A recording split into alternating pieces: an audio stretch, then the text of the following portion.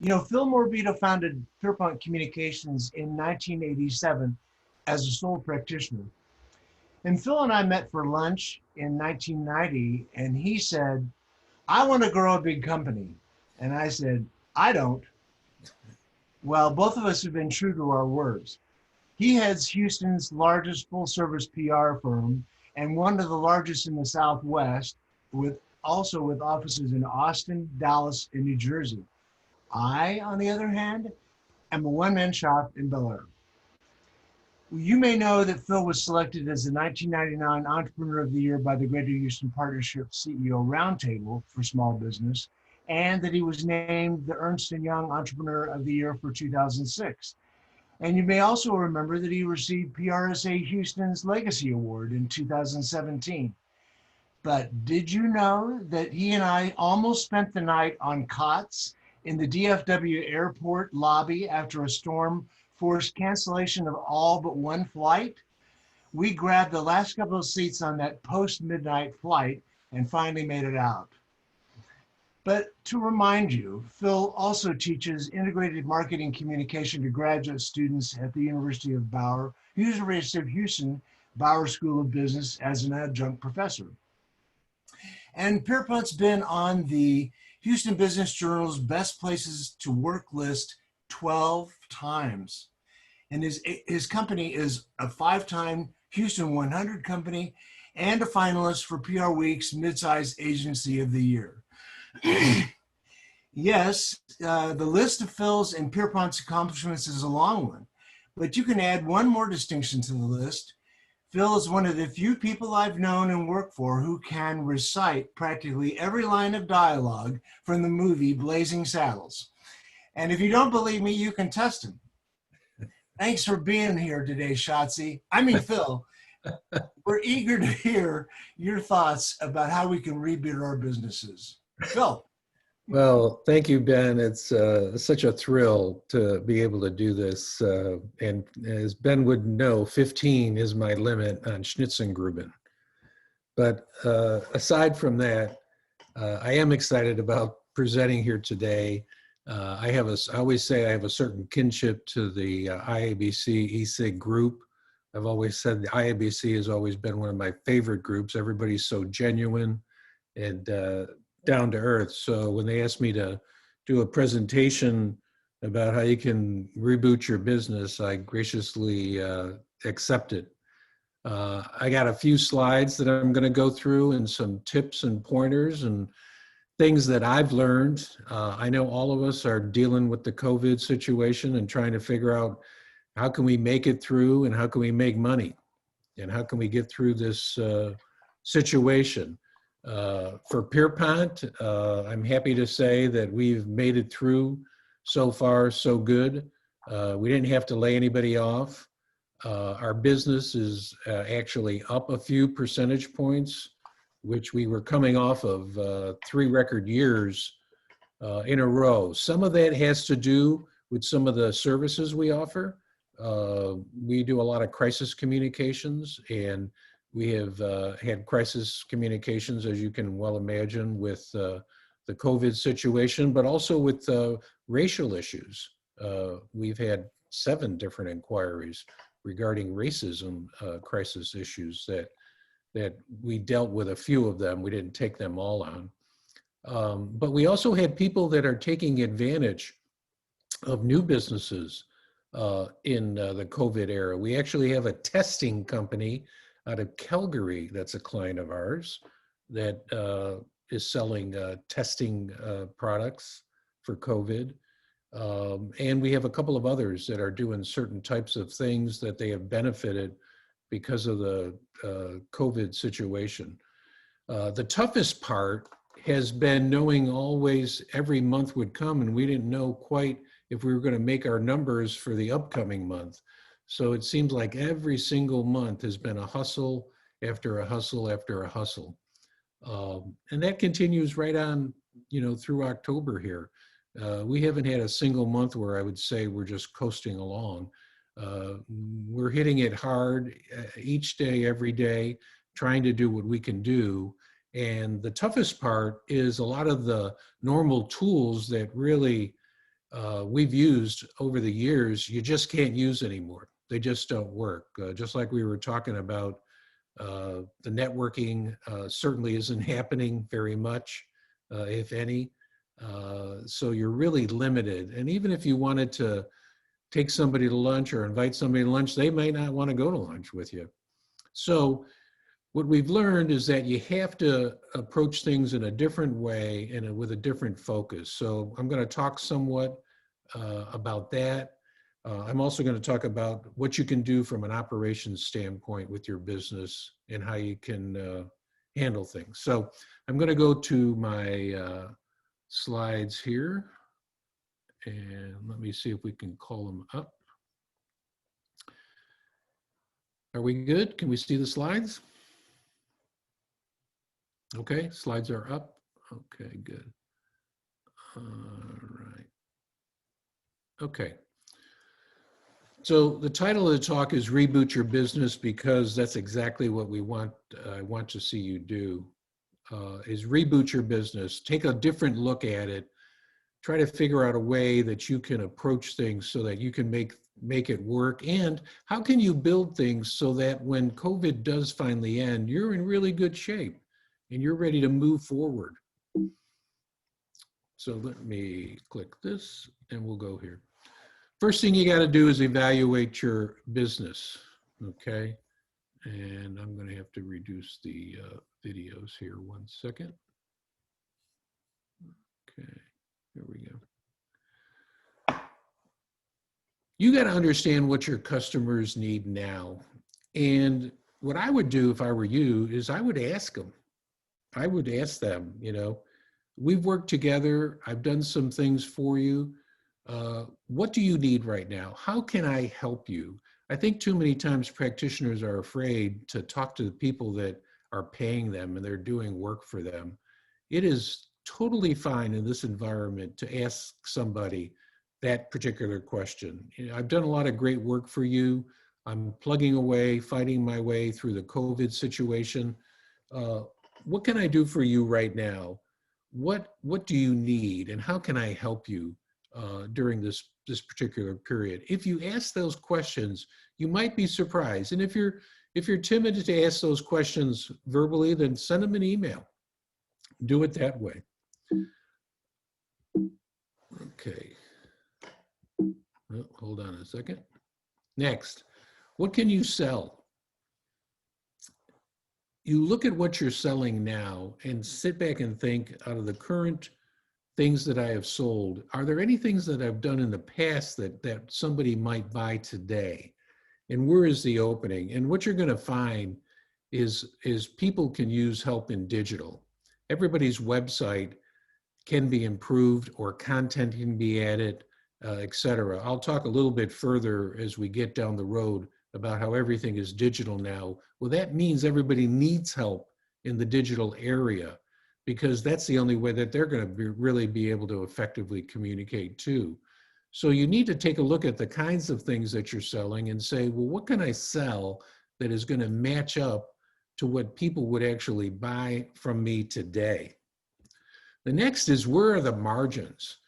Do I sell anything that I make more money on than something else? Now, some of you sell hourly, some of you sell projects, but if you're selling projects, you might be able to sit there and say, okay, well, what particular projects take me less time and I can do better and make more money on?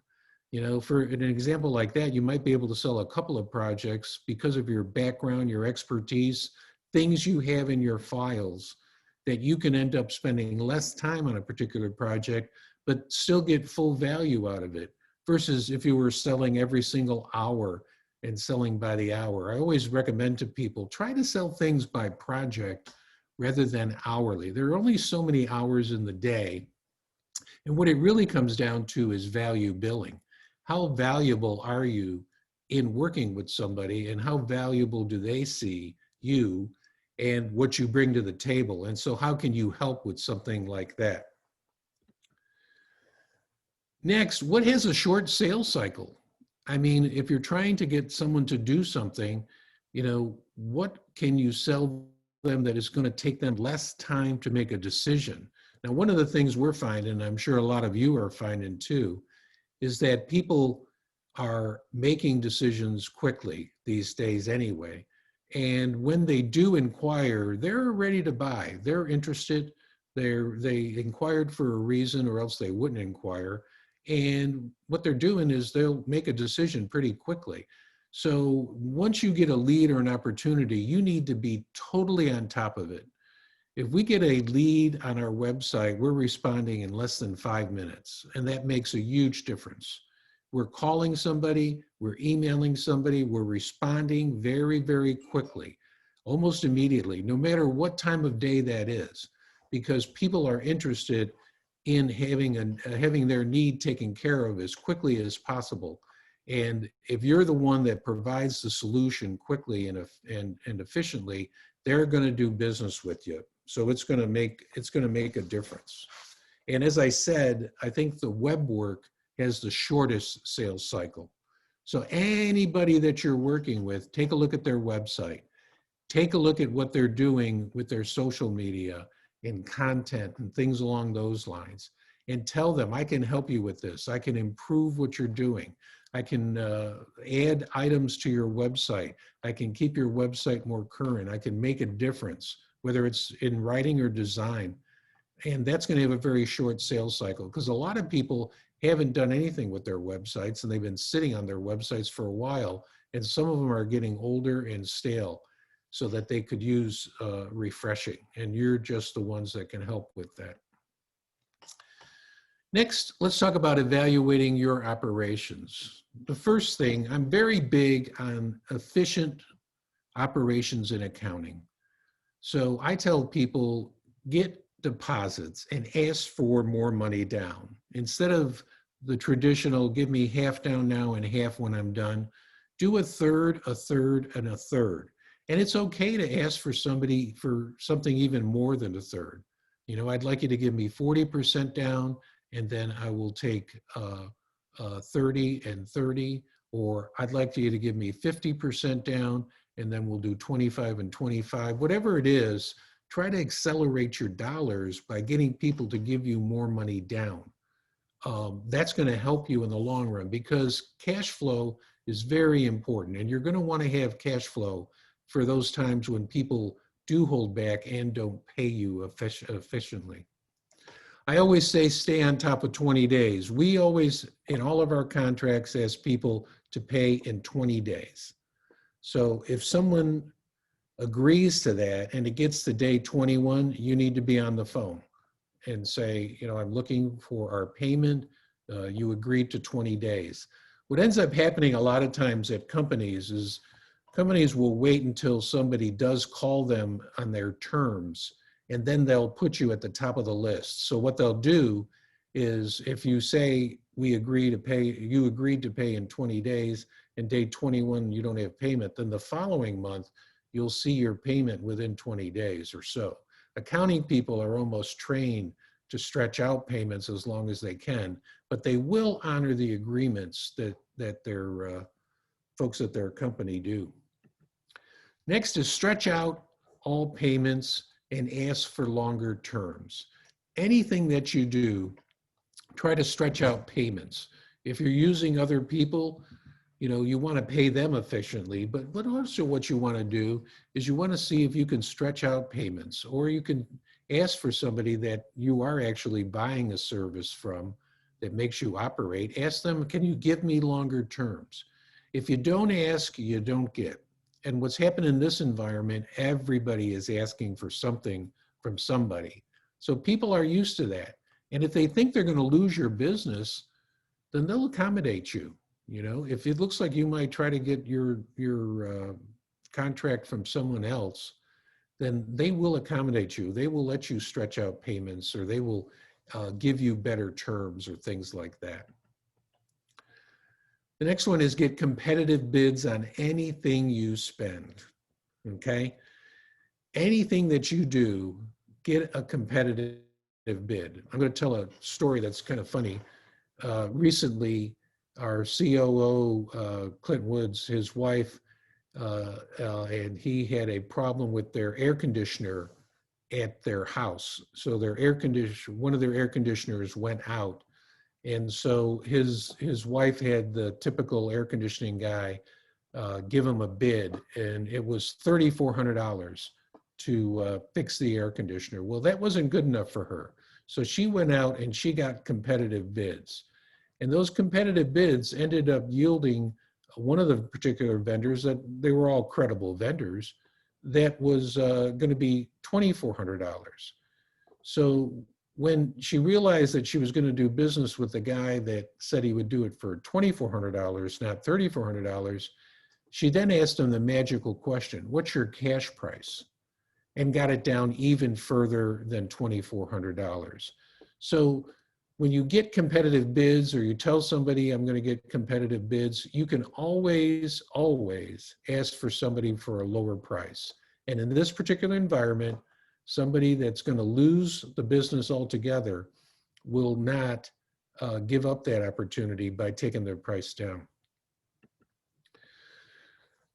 The next one here is ask for discounts or consideration. Take a look at everything that you're spending everywhere and go to those people and say, this is the COVID environments, it's been very challenging. Can you give me a discount, or can you give me some kind of consideration on what you're charging me? And I'll tell you, you can do this with your cable provider. It doesn't matter who it is. Again, if you don't ask, you don't get. And so what you've got to do is you've got to ask for these discounts, and you've got to ask people for consideration. And if they think they're going to lose your business because they're not flexible during COVID, then they will accommodate you, or else they'll lose your business. And you don't want that they don't want that to happen. So that would be an opportunity for you to get someone to take something down.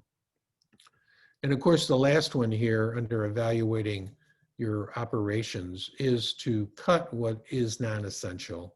And I'm sure most of you have done that already, things along those lines. But always sit back and look at how you're spending your money and think to yourself, well, what happens if COVID lasts 2 more years? Or what happens if it rebounds and gets worse? Am I going to be able to make it through this situation? And many of you have spouses that earn money, or have jobs or things like that that help you and protect you during down periods. But this is another way of taking a look at it and thinking ahead and thinking about what would make a difference in the future going forward. All right, next I'd like to talk a little bit about messaging. And this is a problem that a lot of people have. You have got to reshape your messaging with a very, very strict focus. What's happening today is people are hiring people that have specific expertise in specific areas. So what you need to do is you're going to need to appeal to those customers' needs with your messages. And you need to take a look at what you do and take a look at anyone that does what you do and see what they're saying on their website and how they're presenting themselves. Because when everyone says the same thing, nobody says anything. So you want to present your messaging with a very strict focus.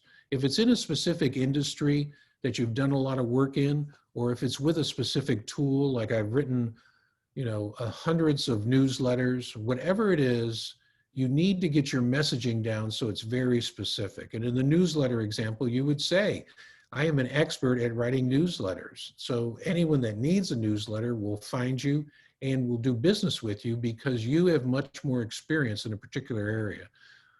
And that also belongs with category experience. If you have a lot of experience in a specific industry, banking, in oil and gas, in industrial, in consumer, whatever it is, you've got to demonstrate and be more of a focused person with your messaging than being a broad person.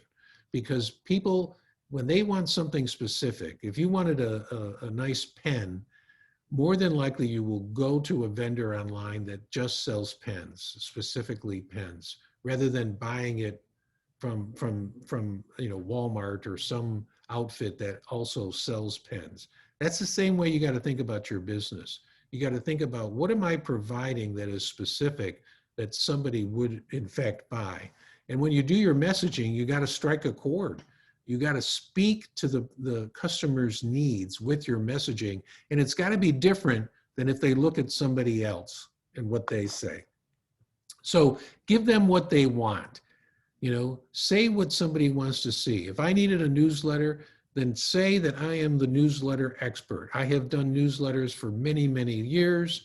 I have multiple examples, multiple case studies. And by the way, case studies can be the most effective thing that you can have on your website. Everybody looks at case studies. We have 150 case studies on our website. It's going to go to 200 case studies. You can't have enough case studies on your website. Everybody will go to them. They will put themselves in the shoes of another customer that worked with you, and those case studies will help you get jobs and help you secure customers. So remember, with your messaging, you're going to need to be distinctive in what you do. Next thing you got to do is you got to narrow your targets. Don't try to sell to everybody. It is near impossible for a small business owner to try to sell all across the board. You're better off focusing on a specific target, and that target can be geographic. So if you're going to go ahead and target a specific part of Texas or the city of Houston, whatever it is, if you focus geographically and you target people within that geographic area, you're going to be more successful than if you try to sell to everybody everywhere. We tend to focus on our geographic areas that we're specifically operating in. Even up in New Jersey, we try to sell in southern New Jersey because we have a person working up there. So we try to stay with a focus in a geographic area, and also for us, of course, it's the state of Texas, because we have offices in Dallas and Austin and have had for many years. Industry category experience. That is a target that you need to focus on. If you have a lot of experience in a particular industry, you've got to have that in your messaging. You've got to highlight that with case studies on your website. You've got to demonstrate to people that you know a particular industry. That's going to cause people to find you, and when they find you, they're going to realize that you're going to be able to handle their needs and that you talk the talk of what they do in their particular industry. And the other category is a specialty. Like if you have a specialty, like I had mentioned, newsletters or something like that, or annual reports used to be a big specialty of people when they would do a lot of annual reports. Or it could be photography, you know, it could be landscapes, it could be corporate executives. Whatever your specialty is, you've got to hammer that home, so that when people are looking for somebody that does what you do, they realize that you're a specialist at it, and they will consider hiring you because of all the background that you have and the knowledge that you have. So get a targeted approach, and you will find that you will do much better. You won't turn down business that comes from other people that are outside a geographic area, an industry specialty, or a specialty service that you provide. You'll take that work, but if you want to focus all your marketing energy and emphasis on an area that's going to be more effective for you, you will end up doing better.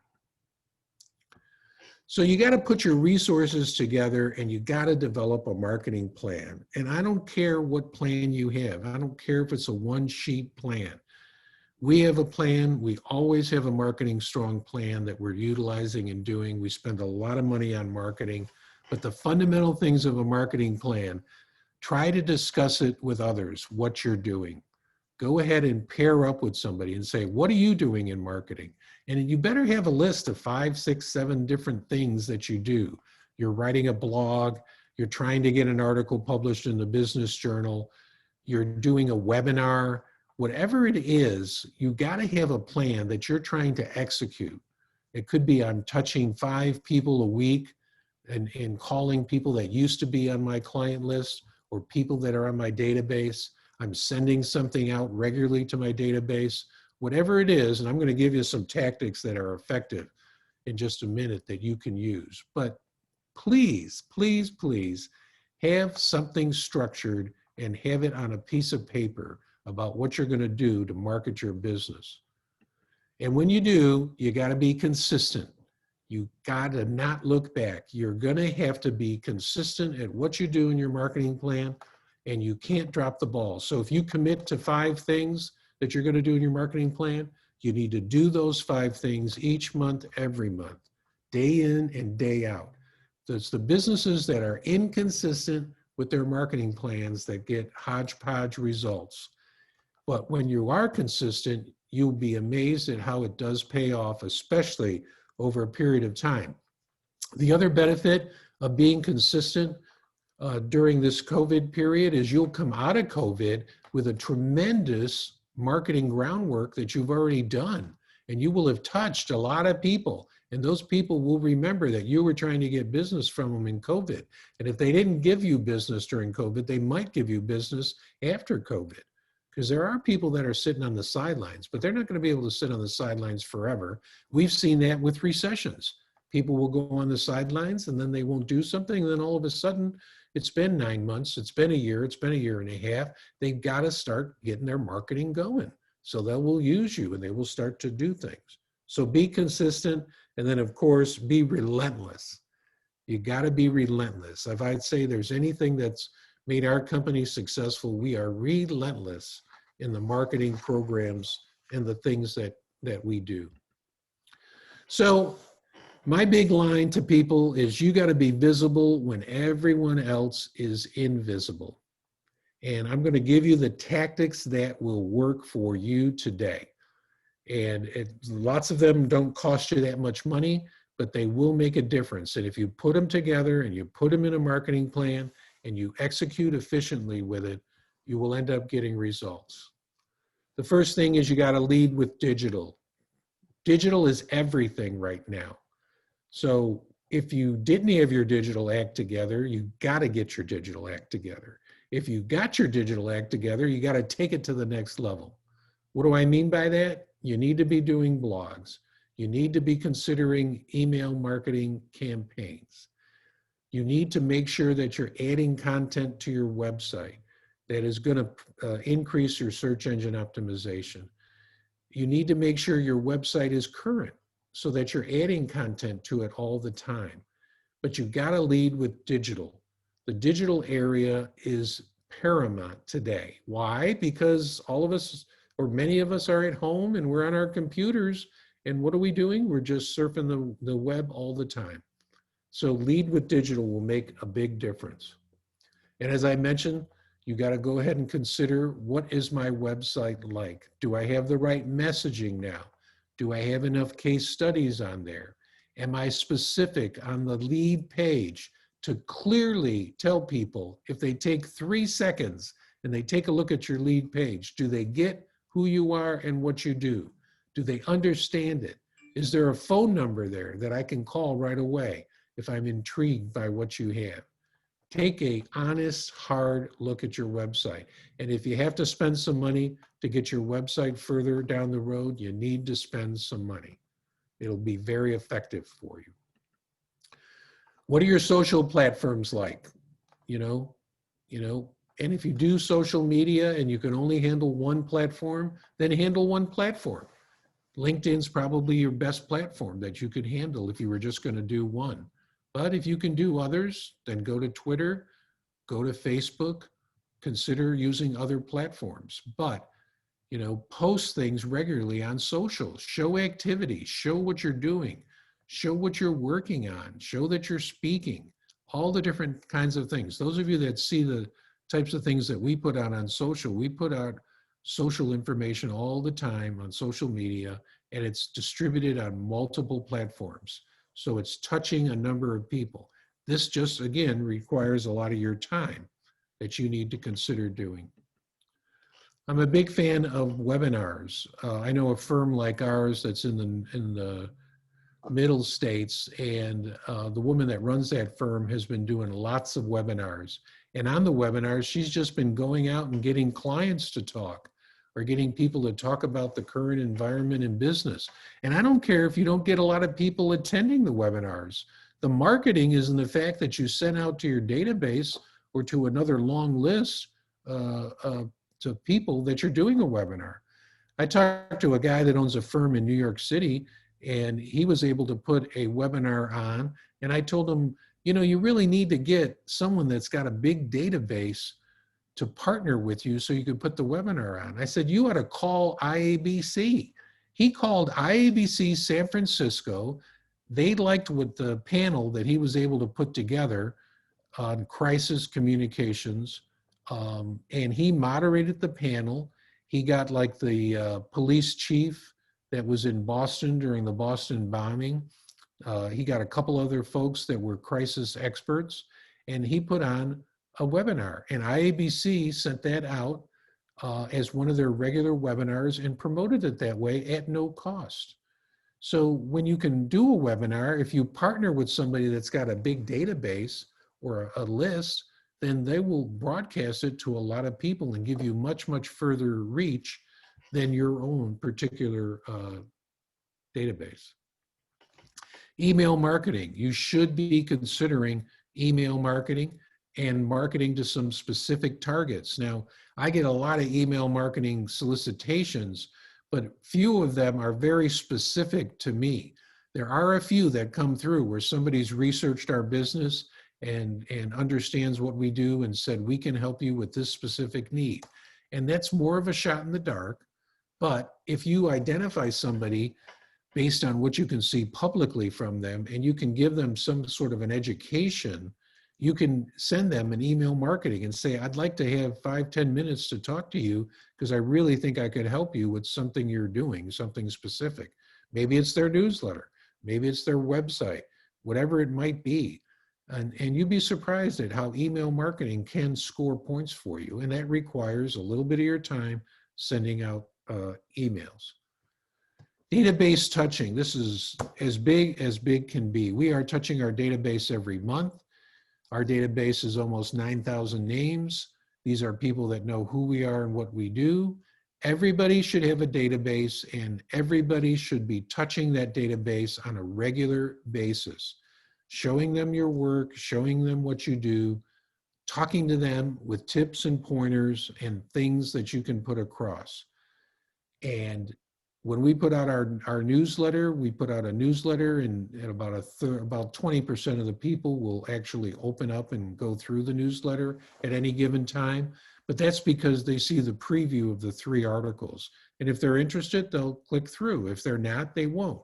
But just the fact that they saw our name and saw that we were putting out a newsletter is important from that standpoint. So you've got to touch your database. And if you don't have a database, go through every address and every person you worked with and every person you come in touch with and build a database. Because touching this database enables you to touch people that will speak positively for you and or do business with you. Next is media relations. I just wrote an article for the Houston Business Journal about this very subject, being visible when others are invisible, and talk about marketing through COVID. Everybody on this call could write an article somewhere. I could be the weekly newspaper in your area. It could be anything, but you need to pursue it, and you need to approach editors and write an article. And the way I would do it is I would suggest an article before you write anything. I would do an outline and write an article. Now with the Business Journal, they've been publishing articles every single week, if you look at it, in a strategy section. And it's about 500 to 750 words. So the article that I wrote, we just went ahead and wrote it and sent it in because we didn't see that they were writing on that particular topic. But if you scan and see the topics that they've had people author before, you could submit an article and get it published in the Business Journal under the strategy session. And it could be about any particular topic that you can think of, as long as they haven't covered it recently. Search engine optimization and pay-per-click. People have got to find you.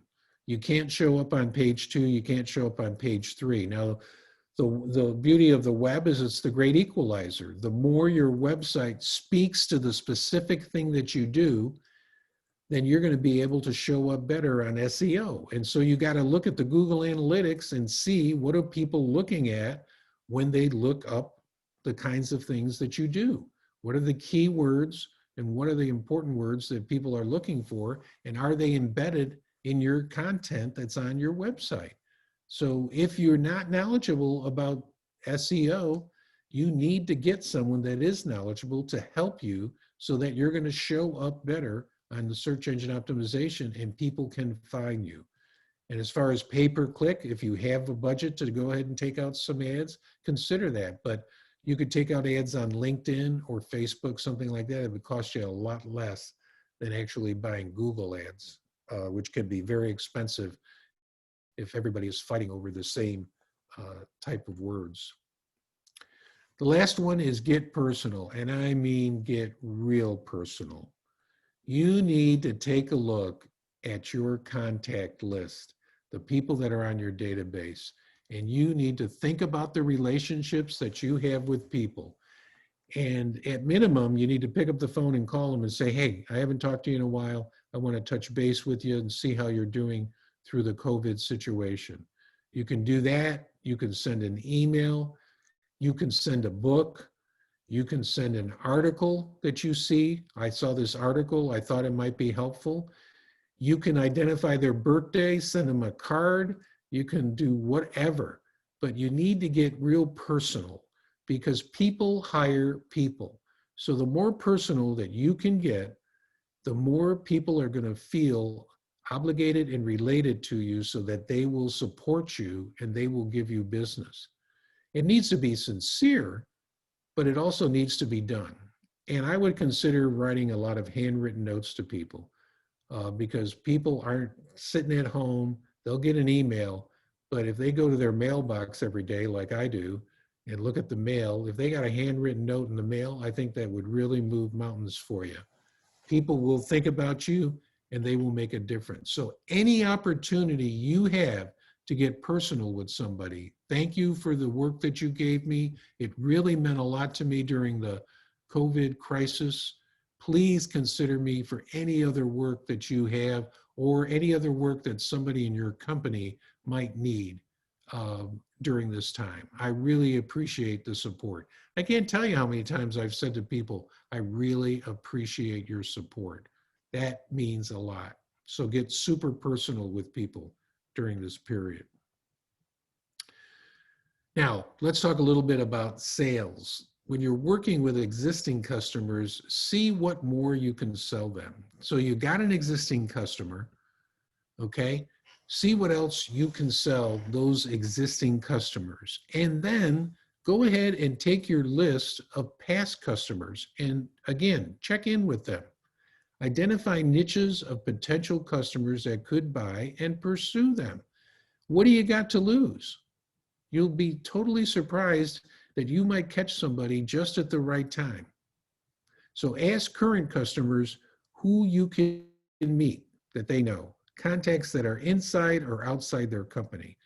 There's nothing better than asking a customer that you know you've done good work for and is on your side, and by asking them, please think of me for any kind of work that you have, because I'm fighting my way through the COVID situation and I could use all the support I could get. And any help you can provide, I would really appreciate it. But a lot of people don't ask people for that. They just don't bother asking. They just expect them. Well, I did good work for somebody. They're going to go ahead and refer me. That's not true. You have got to ask people. So ask your existing customers and go ahead and look at who you've been in contact with over the last 3 years, 4 years, and go ahead and contact those people and touch base with them. And when you do touch base with people out of the clear blue, you could just say, I'm checking in to see how you're doing during COVID. I've been plugging away. I've been trying to get leads, been trying to get opportunities. You'll be surprised. Somebody might say, well, you know, we might need some work from you, or I might know somebody that might need your help. You don't ask, you don't get. So you got to ask. The last part here is you got to spend money, as hard as it is. Now, normally it's 2 to 8% of your gross sales, but when you're a small practitioner, and I've been a small practitioner, you know, you can only spend so much. So spend it selectively, but consider spending money that's going to get you a return.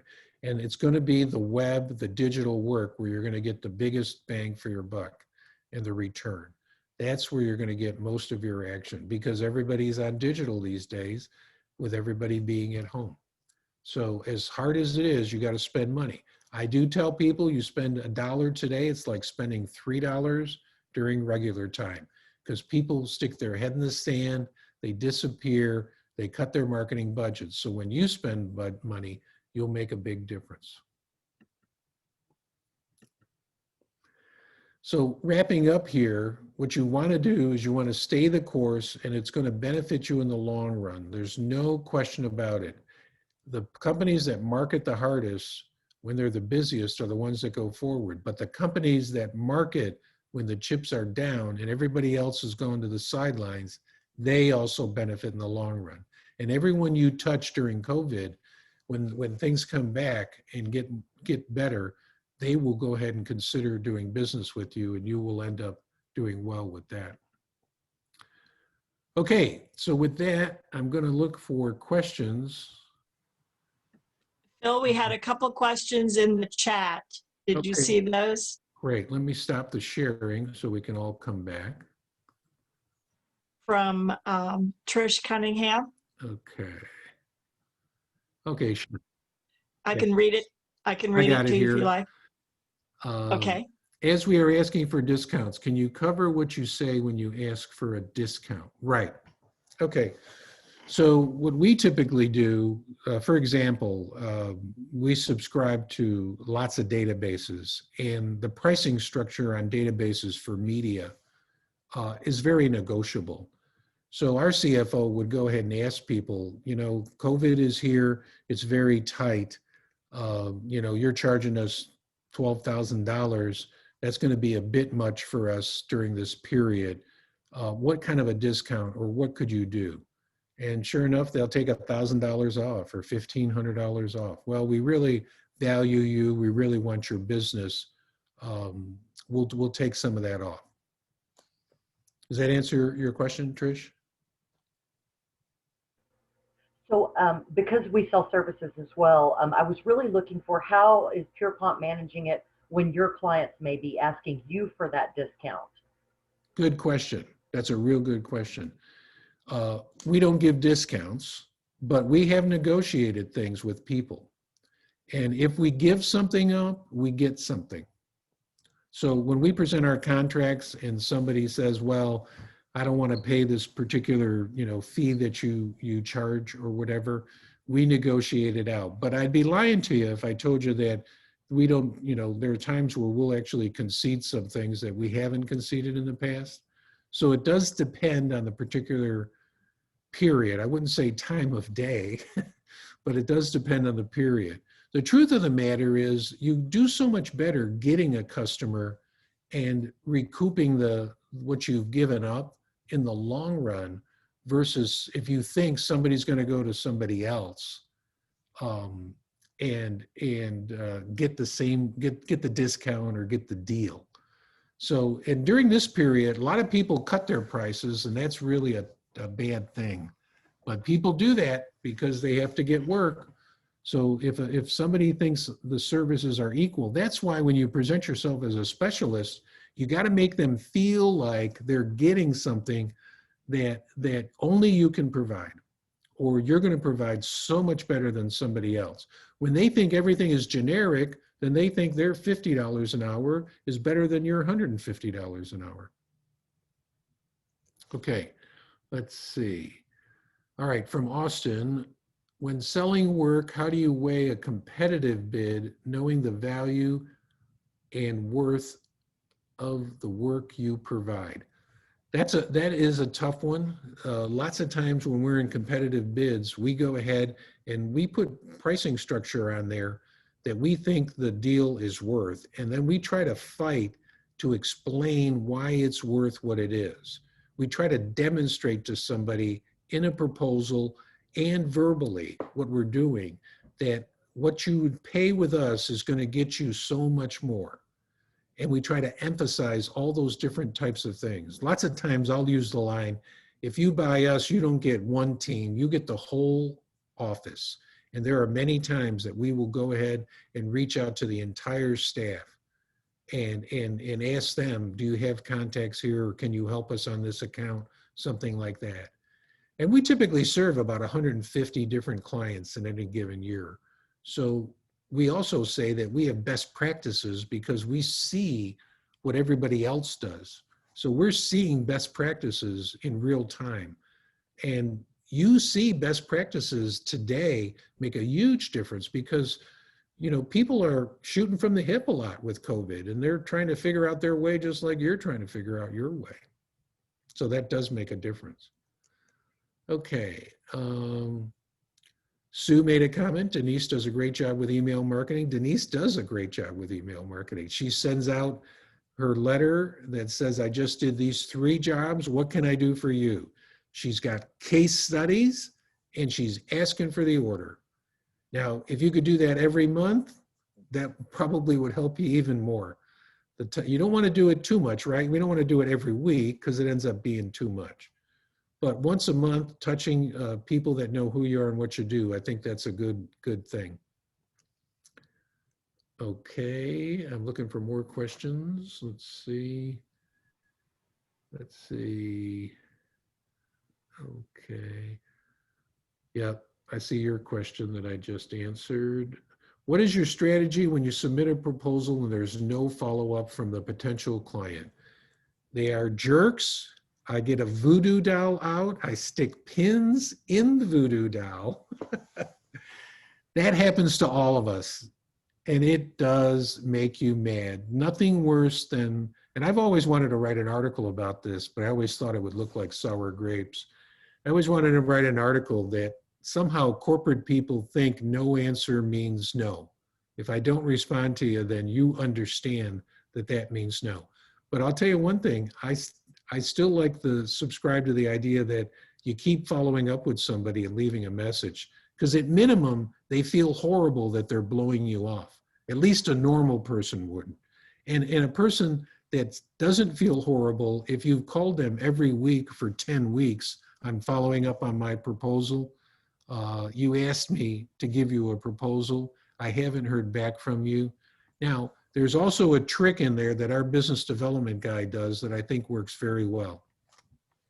He will write an email, and this has worked. He has written an email that has said, I have tried to follow up with you 8 different times. You asked us to do a proposal for you. We put time and effort into developing that proposal. I haven't heard back from you. Please just tell me that you're not interested anymore, and I will take you off my list. Well, he has done that several times, and somebody has apologized profusely and come back because they were good people and they felt like jerks because they were blowing us off. So if you want satisfaction, you continue to follow up. And if you get to the point that someone has totally blown you off, write them that semi-nasty gram email and say, I will take you off my list and I won't bother you anymore. And you'll be surprised how people will resurface.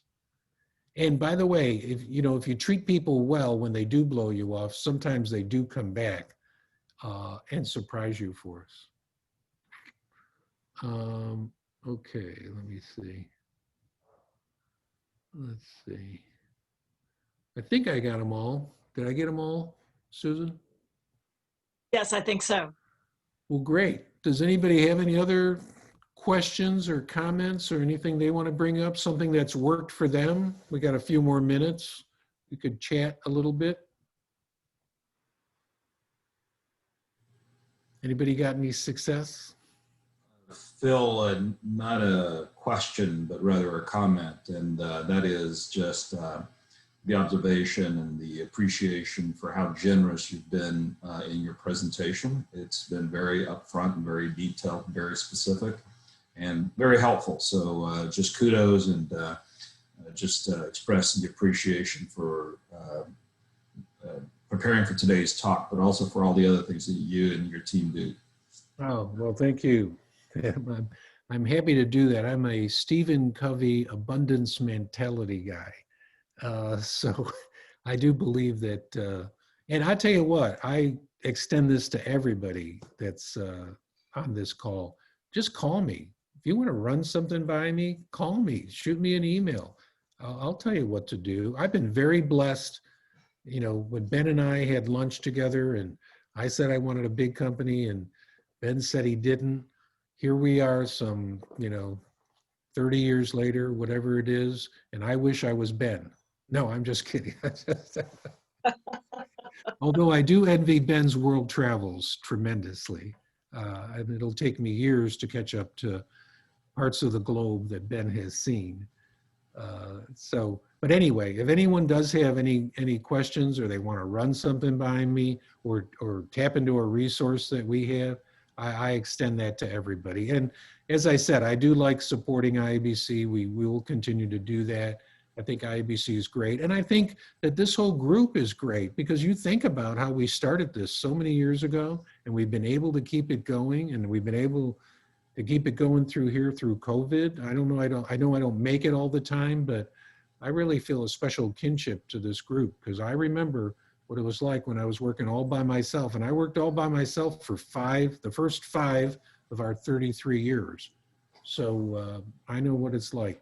And it could be a challenge, but most of us have gotten through that okay, and you will get through it okay. And if you stick with it and you hustle, you got nothing to lose. No one's going to take you out back and shoot you if you get annoying. That's not in the cards. They have to wear a mask. Speaking of shooting, and since you reminded us of Ben's conversations and also in a roundabout way about his intro earlier, you and my son share this amazing commitment to Blazing Saddles. And I was just curious, since you're able to quote lines from that, considering mixed company, what is your favorite quote, just out of curiosity? Well, the reason Ben said that is because we would always kid around before we would go to lunch. And so we would talk about Schnitzengruben or, when, what was that actress's name, Ben? Yeah, you're muted. Bernadette Peters. Madeline Kahn. Madeline Kahn, that's right. Madeline Kahn. When Madeline Kahn did her dance and seduced the sheriff of Rock Ridge, that was pretty funny. Funny stuff. We also occasionally quote other movies, but Ben and I haven't been together except for ESIG, so we'll have to do that in the future. All right, great. Susan, I'll turn it back over to you, and thank you all so very much. And again, I appreciate it, and I hope everyone has big success. And if somebody has a big success, let me know about it. I would like that. I would love to hear that you asked for a discount and got $1,000 off or something along those lines. I'd get a kick out of that. Hey, Phil, I want to tell you, I read your article this past week. It was on point. Oh, great. Thank you. And when I read it, it looks like you were holding back too, so. Well, everybody here could write an article for the Business Journal. You really could. They're publishing articles. Just get a topic. Okay, Susan, thank you. Thank you. Thank you so much, Phil. We applaud your dedication to our group. And everyone mark your calendars for November the 12th would be our next regular ESIG meeting. And of course, we'll be doing our weekly check-in meetings, just casual conversations, which I don't know about you, but it's been a great thing to just stay in touch with everybody when we can't see each other in person. And if any of you want to get the presentation from Phil, I can email it to you. Just send me an email, and I put that in the chat, and I'll deliver that to you by email. And with that, we'll close the meeting. Bye, everyone. Bye, Phil. Thank you.